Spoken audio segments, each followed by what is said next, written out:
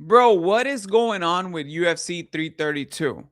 We're getting closer and closer to this card. Tickets go on sale August 21st, and somehow we don't even have a co-main and main event for this card. But the more I think about it, with everything that's happening around the UFC, the answer might actually be right in front of us. Jiří Procházka and Paulo Costa might be main eventing this card, and Amanda Nunes and Kayla Harrison might be the co-main event, or vice versa. And before anybody starts going crazy in the comments, no, I'm not saying these fights are confirmed for UFC 332. I don't have Dana White or Mike, uh, Mick Maynard's number or anybody like that. But I'm just trying to connect the dots here. And honestly, the dots are starting to make sense for everything, because I'm going to show you what I came up with by just looking at Instagram. All right. And some of the articles here and there from these MMA outlets. So stick around, subscribe, like, and comment, because I'm going to tell you how I came up with this idea in the first place.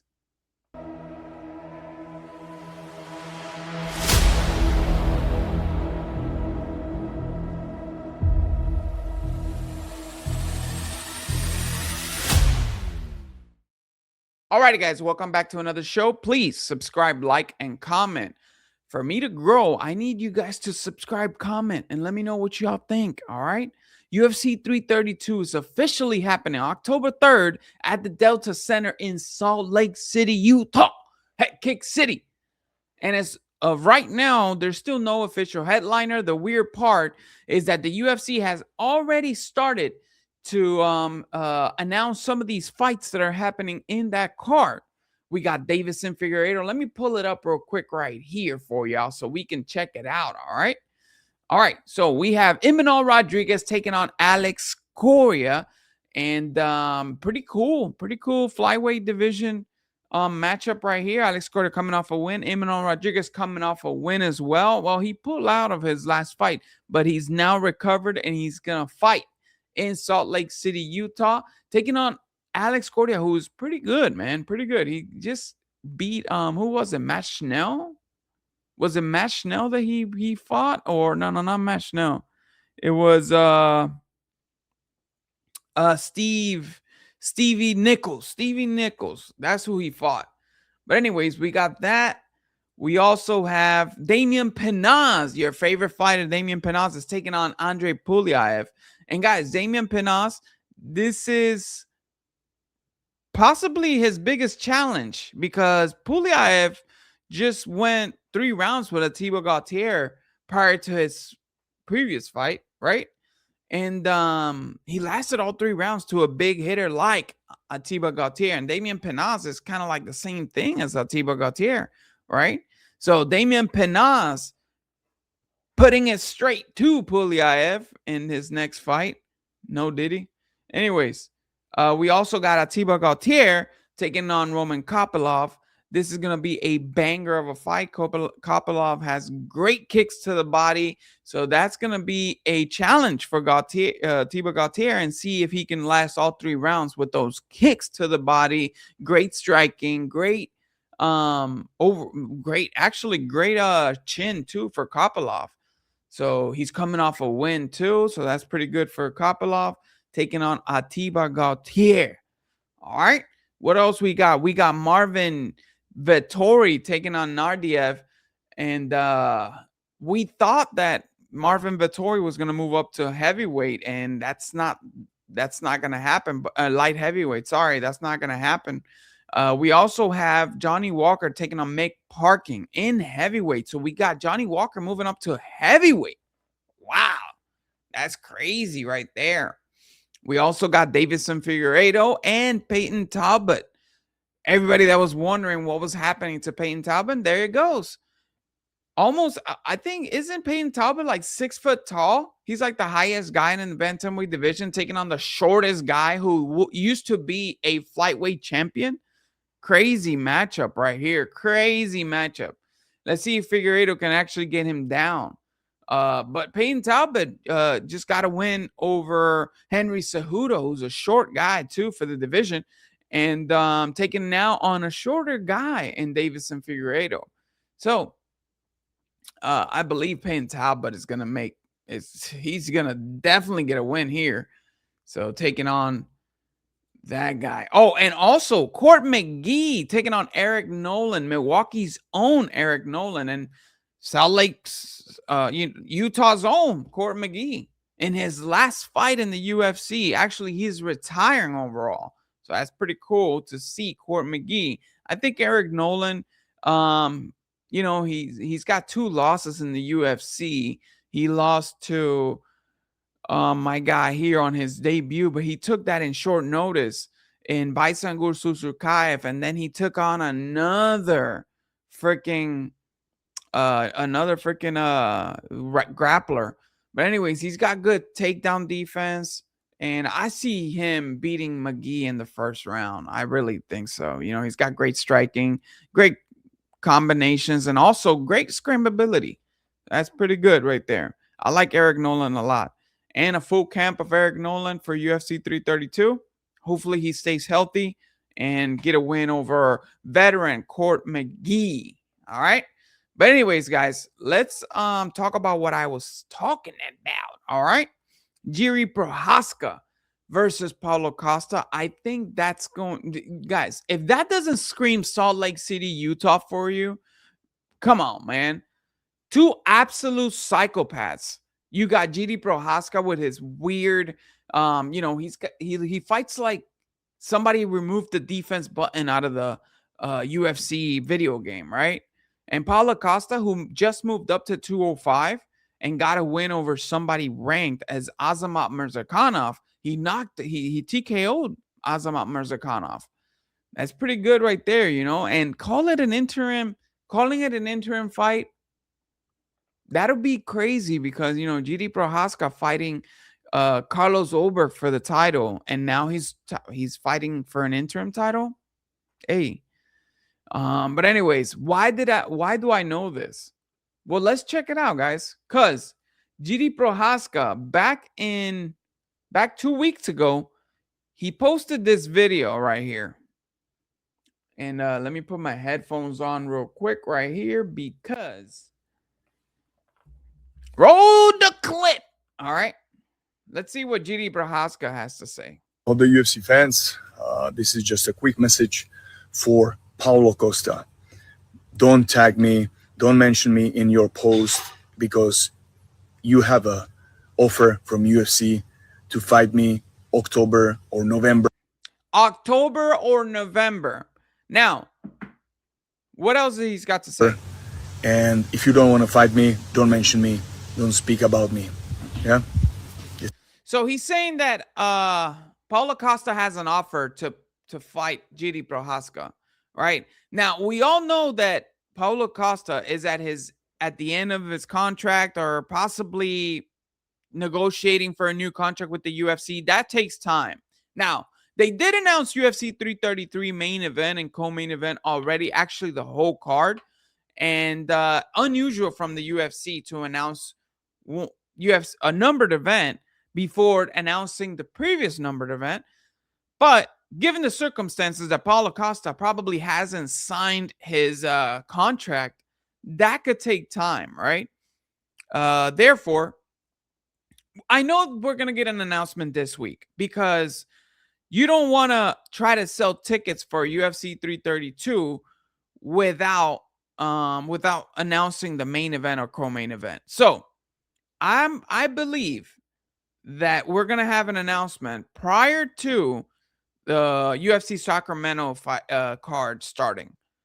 And I believe it's going to be Jiří Procházka against Paulo Costa. I believe so. I really think so. Given the circumstances here that Jiří Procházka is saying that, hey, you got an offer, fight me, don't tag me. If you don't want to fight me, don't tag me for anything. And then also on that same one, on that same post, Costa said something like, what are you talking about? Sign what? But Paulo Costa, who wants to believe him? He wants to create more skepticism to the idea of him fighting for the UFC again, maybe bring up his price and stuff like that because he is in contract negotiations. He's not going anywhere, guys. He did come out and said something like, "Oh, I'm gonna test the waters" or whatever at the Area Hawani show. But we all know nobody's gonna pay him what the UFC pays him. All right. And I don't see him fighting for any other organization, just the UFC. Maybe boxing, but at this point in his career where he's so close to getting a title shot at light heavyweight, I don't think Paulo Costa is going anywhere. He's just bullshitting here and there so he can drive up his price, right? And his negotiations with the UFC. But anyways, Jiří Procházka and Paulo Costa, what do I think about the matchup? I think it's an incredible matchup. I think Paulo Costa can knock out Jiří Procházka, and I think Jiří Procházka can last 5 rounds with Paulo Costa. Paulo Costa has had issues with his cardio. Jiří Procházka has good cardio, but Jiří's chin has been tested so far. And but the length, it's gonna be a tricky matchup for both fighters because one fights pretty awkward, moves around a lot, jumps in and out, and the other one is more stationary, trying to dictate the pace moving forward, creating opportunities with the pressure. Now, I'm going to go with Jiří Procházka. He's got to bounce back on his loss against Oberg, and he's got to get a rematch against Oberg at some point, So that's going to be the first thing. I think he's going to beat Paulo Costa, maybe, TKO him late in the 5th round, and win the interim title and go back for a fight against Oberg. He deserves a rematch, man. In my opinion, that was stupid of him for not, bro. In another universe where Jiří Procházka wasn't so fucking stupid, we would have had him walking around with a title and possibly taking on Paulo Costa in this fight right here in this upcoming 332 card for the title. That could have happened, or maybe Ankalaev, but he gets TKO'd. I mean, he gets knocked out by a left hook from Carlos Oberg with one leg. So yeah. Anyways, let's move on to we all know that Carlos Oberg is injured. That's why I'm bringing up the interim belt. And I think it's fair, guys. I think it's fair. It's been some time already, and we've all healed. I have healed. I am no longer in pain because Jiří Procházka is getting knocked out. All right. Anyways, there's some beef right there. As you can see, Jiří Procházka is calling out Paulo Costa, telling him, "Don't tag me, motherfucker. Just sign the contract." And I'm kidding. He's not talking like that, but let's go for that. Anyways, we also got Kayla Harrison versus Amanda Nunes. And this is a stretch because we all know Kayla Harrison is going through a situation right now where she had a neck surgery, very serious surgery. But hey, guys, that was months ago. Time flies by, right? And I have proof that she, as we can see right here, back in March 30th, she told Matthew Wells from the MMA Junkie that, where is it? I think I'm going to have a CT scan like next week, and if all looks good, then I'm allowed to start drilling. Harrison said, I think a couple of weeks after that, I'll be back to sparring. And we've seen footage of her, with Alex Pereira, grappling with him. She's been training and leading the trainings at ATT, American Top Team. So she's been active. She's been training. She's been doing her thing, right? So this might be a stretch because of the surgery, and that could take months, maybe a year to recuperate. But guys, she's active right now. And if a fighter, if a fighter is as active as she has been lately with all the training footage, she also has like this documentary. And what a way to end the documentary where she's got a bunch of episodes on live on YouTube. Shout out to Kayla Harrison and her documentary. I haven't been following it, but what a way to end the documentary than to announce a fight, an upcoming fight like UFC 332, co-main eventing for the bantamweight title, right? Amanda Nunes, the Lioness, is back taking on Kayla Harrison, the current bantamweight champion of the women's MMA. All right. But anyways, guys, as you can see right here, she did think that she could start drilling in a couple weeks. That was back in March. And now we also have this right here from Middle Easy. Ali Abdelaziz says Kayla Harrison targets late 2026 UFC return for Amanda Nunes fight. That was back in August 6th. This was August 6th in an interview with Ali Abdelaziz. He was getting an interview about Usman Nurmagomedov's free agency. Is Makhachev UFC 330? Ali Abdelaziz is Kayla Harrison's manager. So he did say that, yeah, she will fight late. She will fight this year for sure. Towards the end of the year, she will fight. But I'm the one, honestly, I said, you know what? I want you to take your time. Don't rush. Be healthy. That's the most important thing for her to do. Why does she need to rush? She's the champion. Everybody's chasing her. They have to wait for her. That's truth. That's true right there. But you know, the Lioness is there. She's knocking at the door. She's knocking at her door. But we all know that this fight was booked prior to Kayla Harrison sustaining an injury. And now I can't wait, man. I can't wait. I want Amanda Nunes to shut Kayla Harrison down, man. I still think Amanda Nunes is capable of beating Kayla Harrison, man. I really think so. But anyways, guys, UFC 332 tickets are going to be on sale August 21st.